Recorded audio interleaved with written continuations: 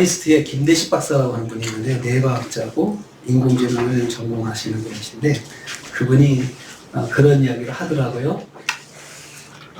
AI가 데이터를 계속 쌓아놓는다는 거예요. 저나 여러분이 인공지능을 쓸 때마다 그 데이터를 잊지 않고 다 쌓아놓는데 지금 다들 화두가 되는 것이 앞으로 AI가 사람을 지배하는 세상이 될 수도 있다.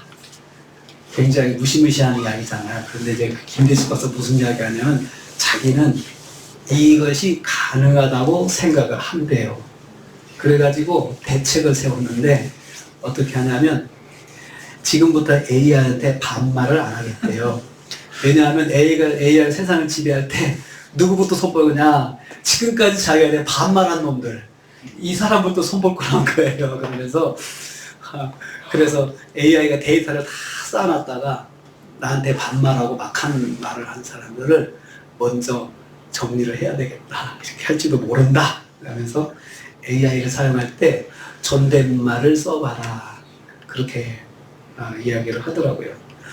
그런데 여러분, 그 말을 들은 제가 쓰면서 저도 신경이 굉장히 쓰이더라고요. 그래서 존댓말을 쓰면 해주세요 이렇게 의식하게 되더라고요. 한번 여러분도 보세요. 의식하지 않나? 혹시 그런 세상에 오면 의식하지 않고 그냥 쓰는 사람 아마 없을 겁니다. 한 번쯤 의식하게 될 것입니다. 데이터를 쌓아놓는다. 여러분, 그 데이터를 쌓아놓는 이 데이터의 센터를 만들기 위해서 엄청난 투자를 하잖아요. 지금 구글이나 이런 그 회사들이 엄청나고 거의 서울보다 몇십 배 큰 지역을 데이터 센터로 만든다고 하는데 그 데이터가 가지는 게 뭡니까? 사람들의 모든 삶의 흔적들을 저장해 놓는 거잖아요. 그렇다면 저는 이제 이 생각을 해봐요. 하나님께서 우리가 천국과 지옥에 가면 우리의 데이터가 있다고 요한계시록 이야기하거든요. 생명책에 다 기록돼 있다. 다 기록돼 있대요. 다 기록돼 있어가지고, 그러니까 단테의 신곡을 보면은 그걸 다 이렇게 대조해 본다는 거예요. 대조. 이 사람이 하는 말과 이게 세상에서 했던 거 다 대조해 보고 거기에 걸맞는 이제 심판과 복이 있다고 하는데, 우리 인간이 지금 거기까지 갔습니다. 우리의 모든 데이터를 저장해 놓고 사용하는 그런 시대가 지금 시작되었습니다. 여러분, 하나님께 그게 불가능하겠습니까? 전능하신 하나님께서 이 데이터를 나의 개인적인 모든 세상의 모든 사람들의 데이터를 저장하는 것, 여러분, 그게 사람이 하는데 하나님께서 못 하시겠습니까? 우리의 한숨까지도 다 기억하신다고 그랬거든요. 그래서 우리가 하나님 앞에 설 날을 한 번씩 생각해 볼 필요가 있습니다. 나이를 먹으면서 하나님께서는 한 번 말씀하신 것, 하나님께도 이건 데이터입니다.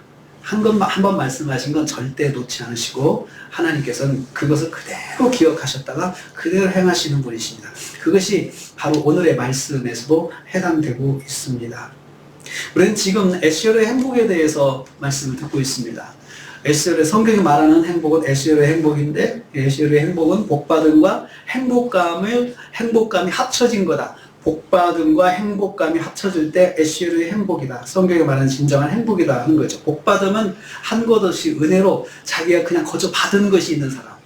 그 중에 가장 큰 것이 구원의 은혜거든요. 우리 성도에게는 내가 한 것 없이 구원의 은혜가 하나님께서 우리에게 선물로 주신 것이거든요. 그것과 아울러서 하나님께서 우리에게 찾아와 주시는 것, 또 우리에게 내가 정말 어떤 때는 전혀 생각하지도 못했고 바라지도 못했는데 그것이 내게 꼭 필요해서 하나님께서 내게 주실 때가 있습니다. 그런 복, 이것들을, 이 복을 바라크라고 한다고 그랬습니다. 아브라함한테 내가 너에게 복을 주고 그랬는데 그때 썼던 단어가 바라크인데, 에스겔가 이 바라크라는 단어와 함께 심화, 행복감이라는 이 단어가 합쳐져서 에스겔가 된다고 말씀을 드렸습니다. 절대적으로 주어지는 하나님의 은혜가 있는 사람, 이 사람. 그래서 이 에스겔의 행복에는 순서가 있다고 제가 말씀드렸습니다. 순서가 있다. 먼저 바라크, 복받음이 있고 그 복받음을 누리는 것이 있습니다. 누리면서 마음에 행복감이 올 때 진정한 행복이 오는데, 먼저 이 복받음의 행복을 누린 사람들, 한 것 없이 제가 지난주에 사마리아 여자에 대해서 말씀을 드렸습니다. 사마리아 여자는 아무것도 자기가 한 것이 없이 예수님께서 찾아와 주셔서 그 사람에게 복받음의 은혜가 있어서 이 여자가 정말 불행했던 사람이었는데 행복한 삶을 시작하게 됐다. 그런데 그의 생활이, 그의 가정 형편이 나아진 것이 아니에요. 가정 형편이 좋아져서 행복한 것이 아니고 그의 마음이 바뀌었습니다. 마음이 주님이 나를 찾아오셨다라고 하는, 그분이 메시아가 나를 만나셨다 하는 것 가지고 기뻐했다라고 했습니다. 그래서 성경은 하나님의 백성들에게 복받음의 은혜를 보장해 주신다고 말씀하고 있습니다. 이것이 바로 이사야서 42장 3절이라고 그랬습니다. 이 복받음의 은혜를 성경이 보장하고 있다. 이것이 이사야서 3장입니다. 이사야서 42장 3절입니다. 다시 한번 보겠습니다. 이사야서 42장 3절 말씀 같이 보겠습니다. 시작. 상한 갈대를 꺾지 아니하며 꺼져가는 등불을 끄지 아니하고 진실로 정의를 시행할 것이며. 아멘. 이 말씀은 하나님의 백성에게 복받음의 은혜를 보장해 주시겠다고 선언하는 말씀이라고 했습니다. 즉 하나님께서 보장된 은혜인 보장의 은혜를 주시겠다는 말씀입니다. 상한 갈대 같은 심령에게 하나님의 은혜가 임하고 꺼져가는 등불 같은 심령에게 하나님의 은혜가 임한다는 말씀입니다. 지난 시간에 사마리아 여인을 통해서 하나님께서 보장해 주시는 은혜가 누구에게 어떻게 주어지는지 묵상을 했습니다. 오늘도 질문을 시작합니다. 보장의 은혜를 받고 행복해지려면 믿음이 좋아야 할까요? 이게 질문입니다. 믿음이 좋은 사람들에게 보장의 은혜가 임할까요? 보장의 은혜는 그 사람이 믿음과 상관없이 임하는 것일까요? 이걸 한번 생각해 보는 것입니다. 그래서 나도 하나님의 보장의 은혜를 받을 수 있을까? 내가 믿음이 좋지 않은데, 나는 믿음이 좋은데, 나는 그래도 믿음이 좋다고 생각하는데, 나는 믿음이 안 좋은데 그런 은혜를 받을 수 있을까? 이 질문에 대한 답입니다. 오늘 말씀에 등장하는 사람 삭개오를 통해서 그 답을 알아보겠습니다. 사람들은 삭개오를 죄인이라고 생각했습니다. 이제 누가복음으로 돌아갑니다. 7절을 봅시다. 19장 7절. 19장 7절. 누가복음 19장 7절. 같이 읽습니다. 무살을 보고 수군거리 이르되 저가 죄인의 집에 유하러 들어갔도다 하더라. 예수께서 삭개오의 집에 들어가셨을 때 사람들이 수군거리며 한 말입니다. 저가 죄인의 집에 유하러 들어갔다. 여기서 주목해야 될 표현은 죄인의 집입니다. 죄인이 소유한 집, 죄인이 거주하는 집, 이런 뜻입니다. 삭개오의 집을 말합니다. 삭개오를 사람들이 죄인으로 보고 있다는 것입니다. 왜 삭개오가 죄인입니까? 1절과 2절입니다. 보겠습니다. 거기에 힌트가 있습니다. 그가 죄인이라는 힌트가 거기 있습니다. 자, 1절에 읽습니다. 시작. 예수께서 여리고로 들어가 지나가시더라. 삭개오라 이름하는 자가 있으니 세리장이요 또한 부자라. 자, 여러분, 세리장이라는 단어가 힌트입니다. 세리장. 삭개오는 세리장입니다. 여리고 지역 세리들의 리더였습니다. 예수님 당시 유대사회에서 세리는 세무공무원이죠. 그런 말하면 세무공무원은 단순한 직업이 아니었습니다. 대부분의 사람들에게 이 세무공무원은 배신자, 부정한 사람, 탐욕스러운 사람으로 보였습니다. 그 이유는 몇 가지가 있습니다. 첫째는 정치적으로 로마를 대신해서 세금을 걷는 사람이었습니다. 그래서 동족의 돈을 빼앗아 점령 국가인 로마에 바치는 사람, 중간에서 그 일을 하는 거죠. 그래서 그들은 같은 민족이지만 로마 편이라는 인식을 받았습니다. 로마 편인 사람. 그래서 배신자입니다. 그래서 세리를 사람들이 만나기를 싫어했습니다. 또 경제적으로는 정해진 액수 이상으로 더 걷어서 차액으로 부자가 된 사람, 부자라고 했잖아요. 부자. 당시 배경 속에서 이 부자라는 말이, 이 사람이 부자야, 세리인데 부자야. 이것은 뭐냐면 이 사람이, 당시 세리들은 주어진 그 액수보다 더 많이 징수를 했어요.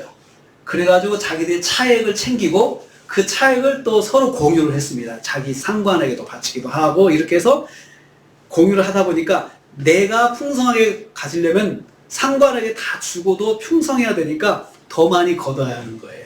더 많이. 더 많이 걷어서 수탈이라고 그러죠. 자기 동족을 수탈해가지고 부자가 된 사람이에요. 그래서 사람들을 보면, 사람들이 세리를 보면 이렇게 생각했어요. 내 주머니를 털어서 부자가 된 사람. 이렇게 생각했어요. 그래서 부정한 돈으로 치부하는 부정한 사람이 바로 세리였습니다. 종교적으로는 또 어땠습니까? 종교적으로 부정한 직업군에 속하는 죄인이었어요. 그래서 세리는 창녀하고 동급이었습니다. 창녀하고 동급. 그러니까 이방 권력과 협력하는 것이 자기 동족 말고 이방 권력과 협력하는 것이 창기와도 비슷하다는 거예요.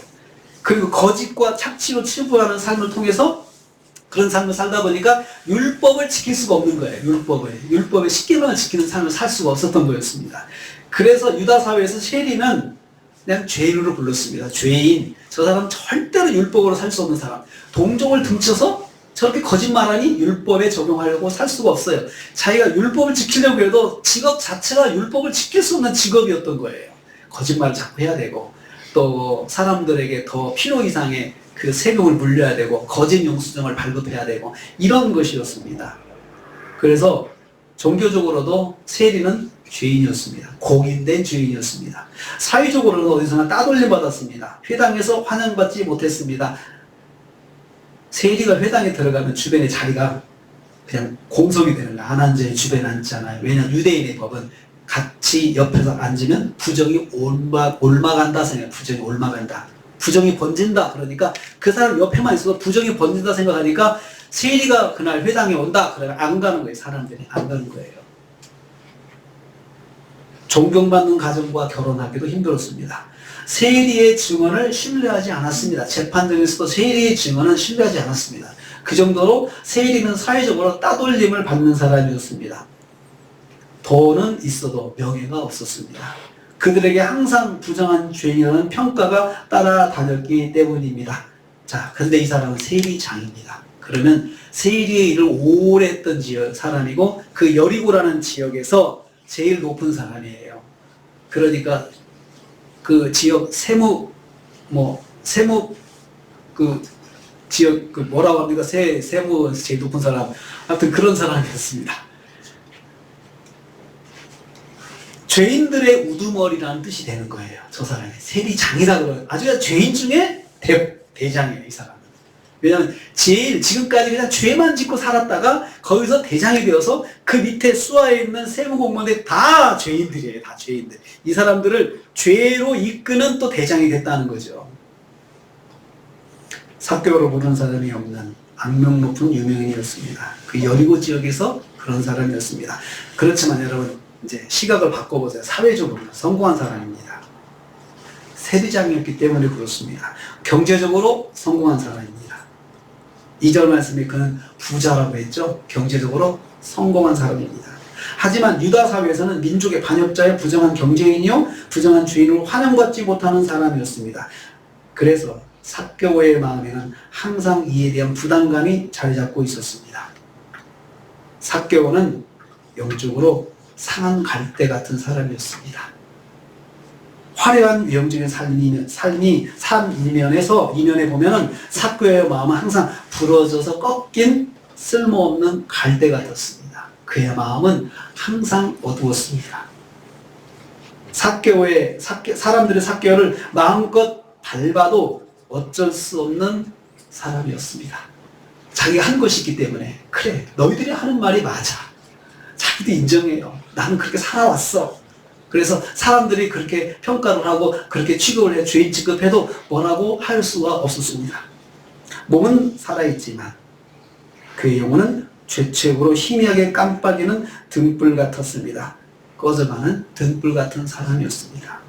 아무리 등불을 키워보려 해도 어디서부터 바로잡아야 할지 알 수 없었습니다. 마음에 율법을 의존하는 삶에 대한 갈망이 있어도 자기의 직업이 그런 삶을 살 수 없게 되었습니다. 자꾸 직업이 자기를 그렇게 만드는 거였고 또 그 삶에서 헤어날 수가 없었던 것이죠. 그래서 날이 갈수록 그의 삶에는 희망이 사라지고 희망의 빛이 사라지고 계속해서 그 마음의 어두움이 쌓여갔던 사람입니다. 날이 갈수록 삭개오의 삶은 죄악이 쌓이고 쌓이는 삶의 연속이었습니다. 자기 스스로 해결하지 못해서 더욱더 짐이 무거워지는 삶을 사는 사람이었습니다. 이 사람에게 믿음이 있다고 볼 수 있을까요? 이 사람에게 믿음이 있을까요? 오늘 예수님께서 사람 만났다고 하셨는데 믿음이 있을까요? 좋은 믿음을 볼 수 없습니다.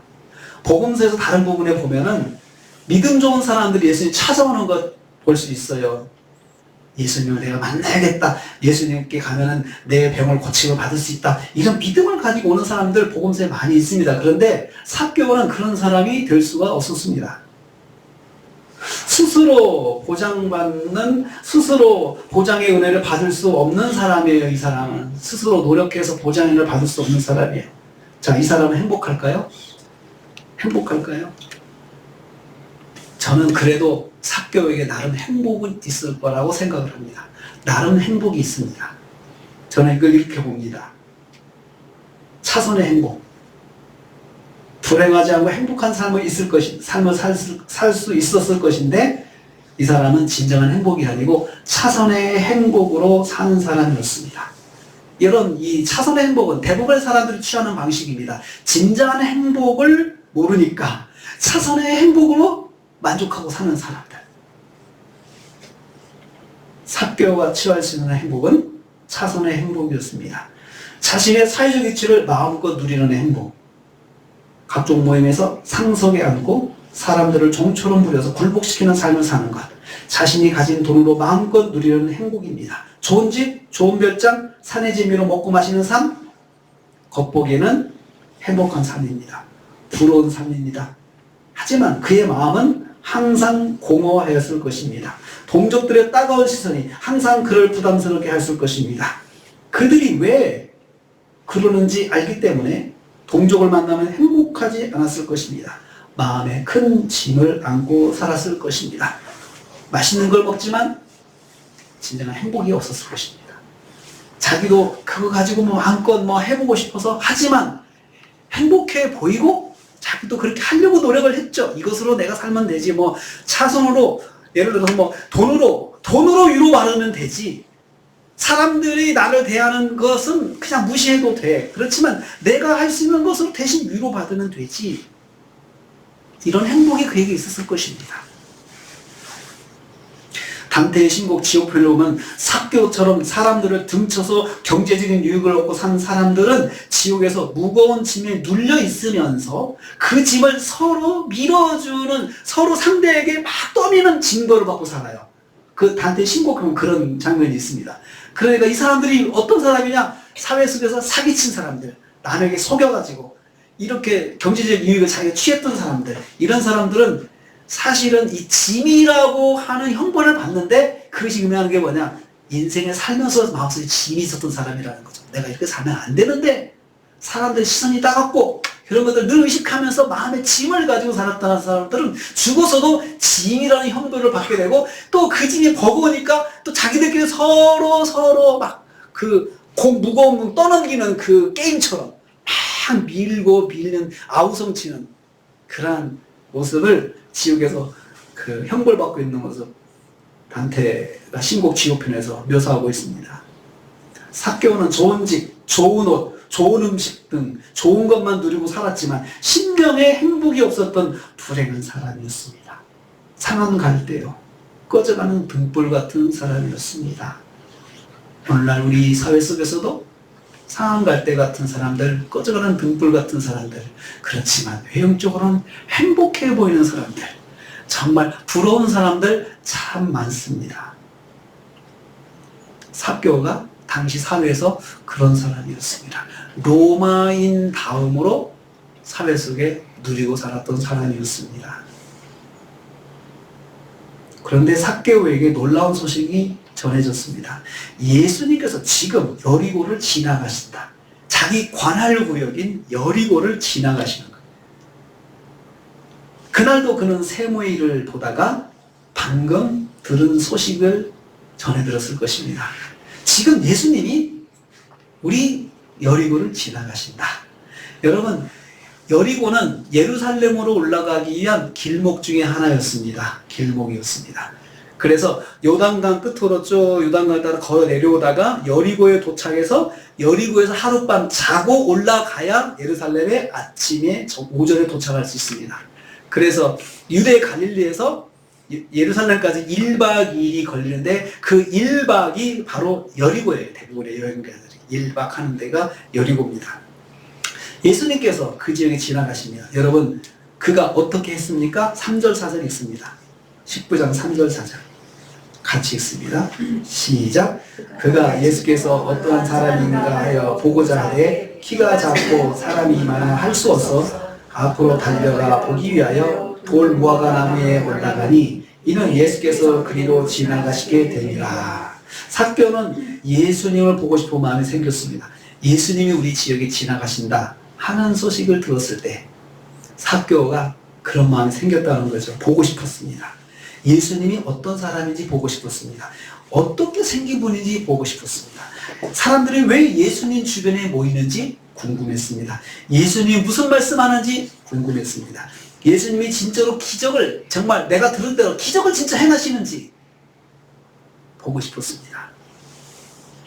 지금까지 소문으로 들었던 말들을 통해서 쌓였던 궁금증이 있었을 것입니다. 그리고 자신도 예수님을 만나고 싶었던 것입니다. 가까이서 보고 싶었습니다. 가까이서.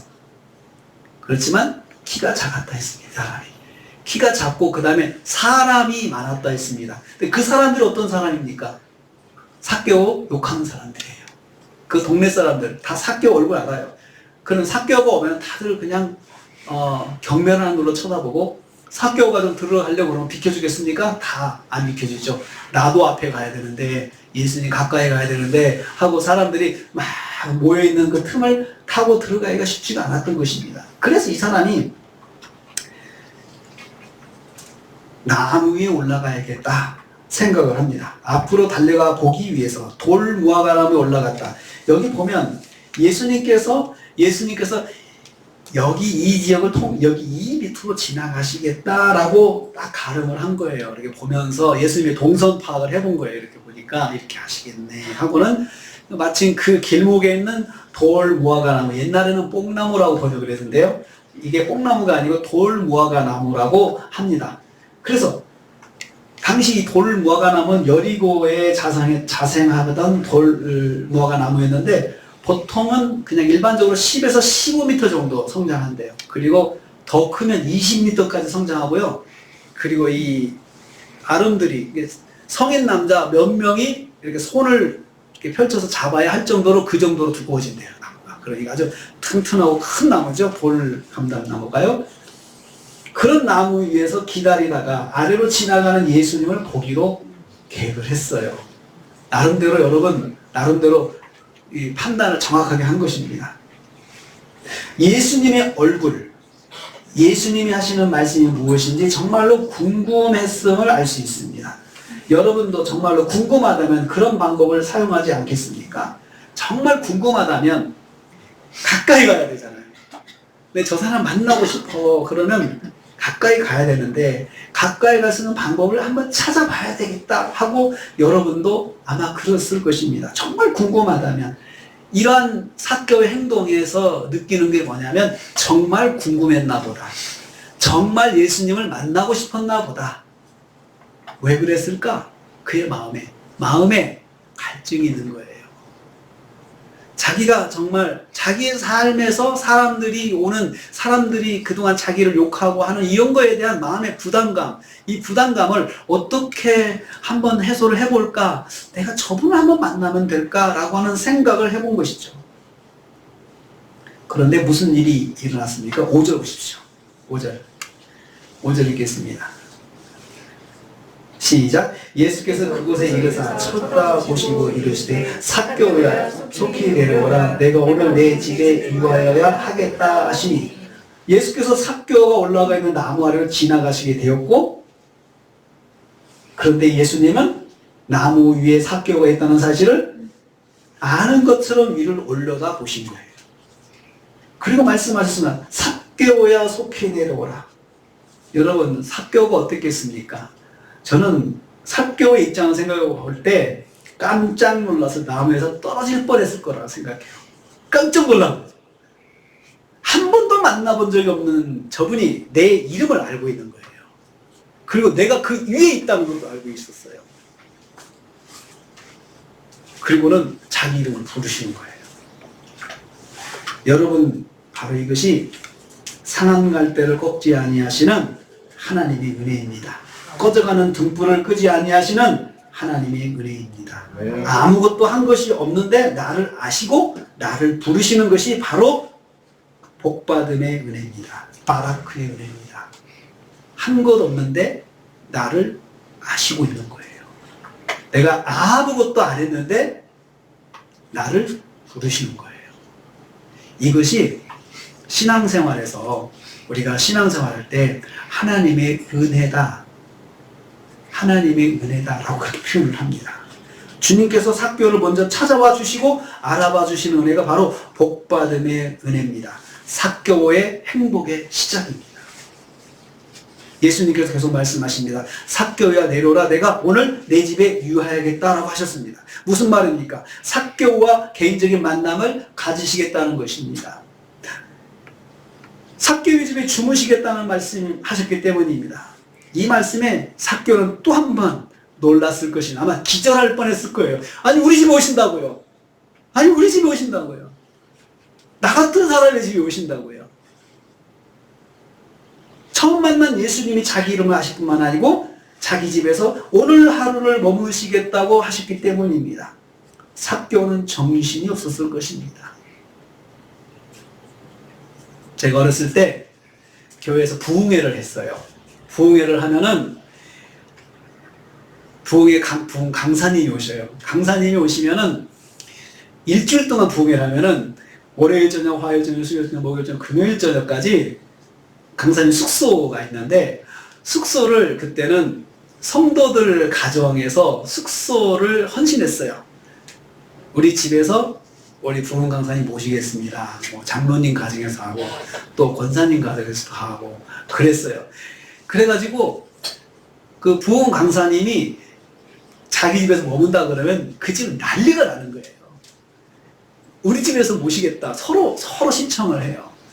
그러면 그 부흥 강사님이 그 자기 집에 오셔가지고 그냥 하시는 게 아니라 아이들 다 안수기도 해주시고 또 저녁마다 기도해 주시고, 그러니까 그게 너무 좋은 거예요. 그리고 부흥회 때 들은 말씀이 또 은혜가 많이 되잖아요. 은혜가 많이 되고 존경스럽고 하니까 그것 때문에 막 서로 부흥 강사님을 모시려고 해요. 부흥 강사님만, 강사 목사님만 그때 오실 때 목사님하고 사모님 같이 오시니까 다 이렇게 자기 집 다 청소하고 안방을 내드리고 저녁마다 간식 드리고 아침에 식사 만들어 드리고 얼마나 피곤합니까? 근데 그것을 기쁨으로 감당해요. 기쁨으로 감당해요. 여러분, 삭개오가 예수님께서 그냥 자기는 그냥 얼굴만 보려고 했는데, 그리고 말씀만 들으려고 했는데, 아니 자기 집에 오시겠다고 하니 삭개오가 정말로 깜짝 놀라는 거죠. 저 사람이 뭐가 있어? 특별한 거 무엇이 있어? 뭐가 있나? 왜 예수님이 저런 사람 집에서 머무실까? 하고 사람들이 궁금해했습니다. 6절 말씀 보세요. 급히 내려와 즐거워하며 영접했다. 급히 내려와 즐거워하며 급히 내려왔다. 삭개오 모습 상상해 보세요. 여러분, 그 나무에서 내려오려면 어떻게 해요? 조심조심 내려와야 돼요. 나무 껍질 다 상합니다. 허벅지, 손바닥 다 벗겨졌을 거예요. 막 내려와야 되니까. 막 내려오다 보니까 이런 다 벗겨지죠. 나무 타고 올라갔다면요, 손 다 벗겨집니다. 그의 얼굴이 싱글벙글 하였다고 했습니다. 얼마나 즐겁고 기뻤겠습니까? 예수님을 자기 집으로 안내하여 모셨습니다. 사람들도 뒤따라 삭개오의 집으로 쫓아갔을 것입니다. 안으로 들어가지는 못하고 밖에서 사람들 끼웃끼웃거리면서 삭개오의 집에 들어가지는 못했습니다. 삭개오의 친구들은 들어갔습니다. 같은 세무공무원들은 다 들어갔습니다. 사람들이 왜 삭개오의 집에 못 들어갔을까요? 부정한 집이니까 못 들어가는 거예요. 부정한 집이니까 못 들어가는 거예요. 저 사람은 죄인이잖아요. 거기 들어가면 나도 똑같이 부정해지니까 사람들이 그 율법적인 마음을 가지고 못 들어가는 거예요. 그리고 또 가까이 오고 싶지도 않았고 대신 너무나 궁금한 거예요. 사람들이 모여서 쫓아가서 그 집 근처에 모여 있습니다. 밖에서 수근거렸습니다. 예수님의 행동에 대해서 말하기 시작했습니다. 뭐라고 했습니까? 7절 보십시오. 7절. 7절. 시작. 무사람이 보고 수군거려 이르되 저가 죄인의 집에 유하로 들어갔도다 하더라. 삭교의 집에 모여있는 사람들이 수군거렸습니다. 무사람이라고 했는데 원어는 모든 사람이에요. 모든 사람이에요. 집 앞에 있는 모든 사람이 똑같은 생각을 했어요. 똑같은 사람 생각했어요. 뭐라고 했냐면 투덜거렸다. 수군거렸다. 수군거렸다는 이 말은 투덜거리다, 불평하다는 뜻이에요. 불평하고 투덜거리다. 그 내용이 뭡니까? 저가 죄인의 집에 들어갔네? 이렇게 투덜거리는 거죠. 그리고 불평하는, 만족하지 못하고 사람들이 아주 그 불만스러운 거예요. 불만인 거예요. 아니 예수님이 저런 사람과 함께 교제하다니 불만인 거예요. 예수님의 결정을 못마땅하게 생각했습니다. 삭교 같은 죄인의 집에 들어가셔서 주무신다는 점이 이해할 수 없었던 것입니다. 잠까지 자는 거예요. 여러분 그 집에 들어가면 당연히 밥을 먹겠죠. 식사하겠죠. 식사하고 또 유대인의 결례에 의해서 손님이 오시면은 손님한테 발을 또 주인이 씻어줍니다. 발을 다 씻어주죠. 그리고 식사를 대접하죠. 거기다 잠자리까지 다 준비해놓고 완전히 예수님을 풀로 섬기니까 얼마나 이 사람들이 마음에 들지 않았는지 예수님에 대해서 불평을 했어요. 삭교에 불평하지 않고 예수님에 대해서 왜 저런 분이 저런 사람과 저렇게 만나는 것일까? 상대는 유대 공동체가 인정하는 공개적인 죄인이었기 때문입니다. 그런 더럽고 더러운 죄인의 집에 들어가셔서 죄인의 영접을 받는 것이 이해되지 않았던 것입니다. 우리는 여기 한 가지 사실을 깨닫습니다. 누군가 바라크의 은혜를 받을 때 주변 사람들이 공감하고 축복하지 않을 수 있다는 것입니다. 누군가가 하나님의 은혜를 입을 때 어떤 사람들은 환영하지 않습니다. 예수님의 행동에 대해서 불만을 가질 수 있습니다. 그 사람의 행실 때문에 결코 환영받지 못할 수 있습니다. 자격이 없다고 생각하기 때문에 저런 사람은 자격이 없는데 이해가 안 되네 이렇게 생각하죠. 하나님은 사람들의 평가에 매이지 않고 하나님의 뜻대로 바라크의 은혜를 베푸시는 분이십니다. 사람들의 평가에 매이지 않습니다. 하나님께서는. 그래서 여러분 누군가가 예수님 만났다고 그러면 받아들여야 돼요. 그냥 우리가 평가하지 말아야 돼요. 저게 사실일까? 저 사람의 진심일까? 저 사람 혹시 신분 세탁하려고 그런 거 아니야? 라고 우리가 생각할 수 있죠. 실제로 그런 사람들도 있습니다. 가짜로 예수님을 영접하고 신분을 세탁하는 사람들이 가끔씩 있습니다. 가끔씩 있습니다. 그렇다 하더라도 우리는 그것을 평가해서는 안 됩니다. 사람들은 예수님의 결정에 불평하고 투덜거렸지만 예수님은 개의치 않으셨습니다. 사람들이 투덜거릴 때 예수님께서 밖에다 대고 신경 쓰지 않으셨어요. 자격 없지만 주시면 삭개오처럼 기쁘게 받을 때 바라크의 은혜를 받는 행복이 시작됩니다. 그냥 자격 없지만 주시면 받으면 돼요. 삭개오가 주님께 바라크의 은혜를 받은 비밀이 있습니다. 그런데 여기에는 한 가지 비밀이 있어요. 왜 이 사람이 이런 은혜를 받을 수 있을까? 그것을 한번 생각해 봐야 됩니다. 처음부터 제가 처음에 질문할 때 이 사람이 믿음이 이 사람을 받게 했을까? 믿음? 이 믿음이 받는 비결을 한번 생각해 보세요. 8절 9절이 있습니다. 8절 9절. 예수님께서 밝히신 말씀 속에 그 답이, 그 비밀이 담겨 있습니다. 8절 9절 같이 있습니다. 시작. 삭개오가 서서 주께 여짜오되 주여 보시옵소서 내 수의 절반을 가난한 자들에게 주셨사오니 만일 누구의 것을 속여 빼앗은 일이 있으면 내가 적절나 갚겠나이다. 예수께서 이르시되 오늘 구원이 이 집에 이르렀으니 이 사람도 아브라함의 자손이니라. 자, 여러분 삭개오가 너무 좋아서 예수님을 자기 집에 모셔놓고, 이게 8절은 사실 회개입니다. 제가 그동안 착취하고 살았는데 제 재산의 절반 내놓겠습니다. 가난한 자들 내놓고 그 다음에 만일 누구의 것을 속여서 빼앗는 일이 있다면, 그렇게 해왔다는 거죠. 지금 있다면 갑절이나 갚겠습니다. 그런 사람 끊겠습니다 라고 이야기를 했잖아요. 근데 여기에 대한 예수님의 반응을 보세요. 야, 너 참 잘했다. 이런 말씀 안 하세요. 오늘 구원이 이 집에 이르렀으니 그 뒤가 중요해요. 이 사람이 이런 것을 결단하기 때문이다. 이렇게 표현하지 않으셨어요. 이 사람이 이런 걸 결단해서 이 사람이 구원이 됐다. 그렇게 하지 않고 무엇 때문에요? 아브라함의 자손이기 때문에. 아브라함의 자손이기 때문에 이 사람이 구원의 은혜를 입은 것이다. 내가 이 바라크의 은혜를 이 사람에게 준 것은 삭개오가 8절에서 이렇게 회개하고 자기가 이렇게 하겠습니다 하고 헌신해서 그게 기특해서 한 것이 아니고 이 사람이 아브라함의 자손이기 때문에 한 것이다. 예수님이 밝히셨어요. 아브라함의 자손이라는 말, 이 말씀이 상한 갈대와 꺼져가는 등불 같은 삭개오에게 바라크의 은혜, 구원의 은혜가 임한 비밀이었습니다. 여러분, 아브라함의 자손이라는 게 무엇입니까? 창세기 12장에 그 아브라함의 후손이라는 거잖아요. 아브라함과 이삭과 야곱의 자손, 야곱의 12아들의 중에 유다 지파의 자손이 바로 삭개오거든요. 삭개오. 그런데 우리가 여기에 대해서 하나님께서 신명기 33장 29절에 이미 선포하셨잖아요. 이스라엘아, 너는 행복한 사람이로다 했잖아요. 그 이스라엘이 야곱의 계명한 이름이 이스라엘이에요. 그러니까 아브라함의 자손 이스라엘이죠. 이미 신명기 33장 광야 생활을 마친 이스라엘 백성들에게 너희는 행복한 사람이라고 선포하셨잖아요. 왜요? 아브라함께 하신 약속이 그대로 이루어질 것이기 때문에 너희는 행복한 사람이다 라고 그렇게 말씀하셨습니다.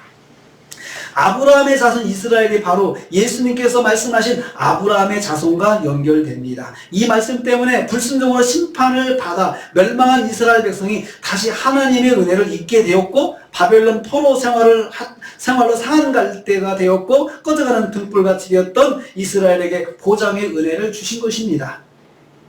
그것이 바로 신명기 3장 29절의 약속 때문에 그랬다고 그랬잖아요.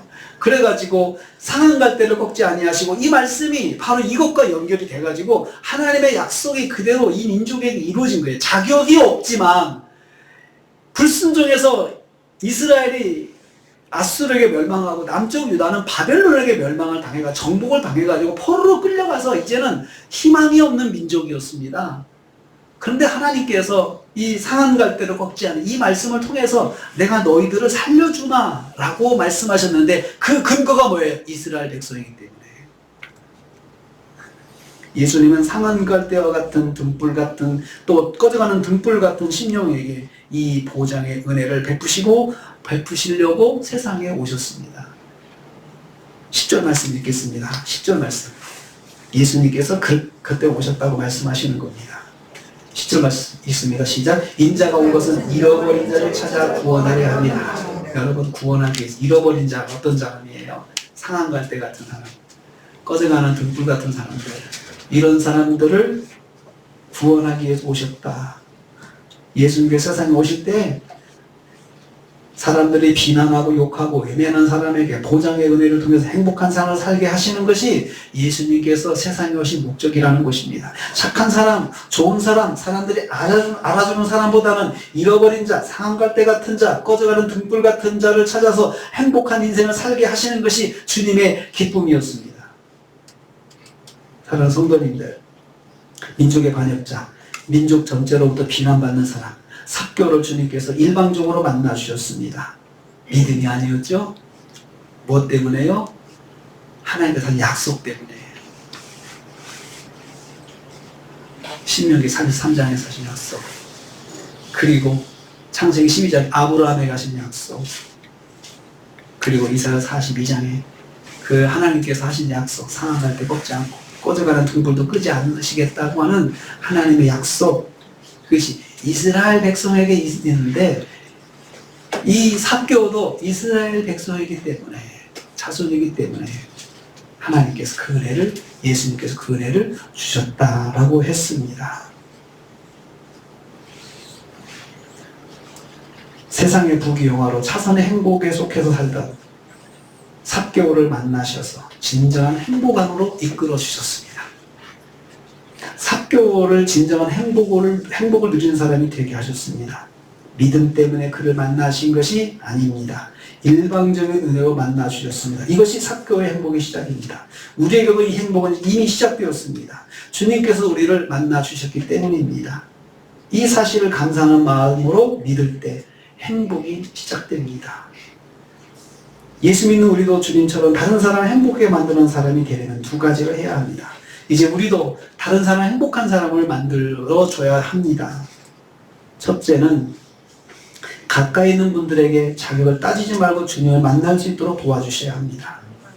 우리를 구원하신 주님을 소개하는 것입니다. 직간접적으로 주님을 볼 수 있게 해 주십시오. 주님을 볼 수 있게 해 주십시오. 두 번째, 가까이 있는 분들에게 자격을 따지지 말고 은혜를 베푸는 삶을 사십시오. 은혜를 베푸는 삶, 가까이 있는 사람에게. 그러면 내가 따지지 않고 저 사람이 나한테 뭘 해서가 아니고 하지 않았지만 상황이 내가 책임져야 되는 상황이라면, 내가 베풀어야 될 위치에 있는 사람이라면 그 사람에게 따지지 말고 베풀어 주십시오. 그러면 그 사람에게 행복이 시작될 것입니다.